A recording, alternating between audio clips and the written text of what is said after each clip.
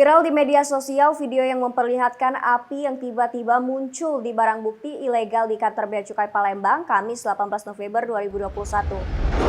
Api diduga berasal dari barang hasil sitaan yang sedang dimusnahkan di halaman kantor Bea Cukai Palembang. Diketahui barang-barang yang dimusnahkan yakni minuman keras ilegal dan rokok.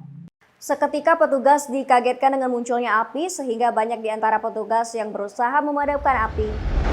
Informasi yang dihimpun mobil pemadam kebakaran dari Pelabuhan Bom Baru Palembang datang dan membantu proses pemadaman api, sehingga api berhasil dipadamkan dan suasana kembali kondusif.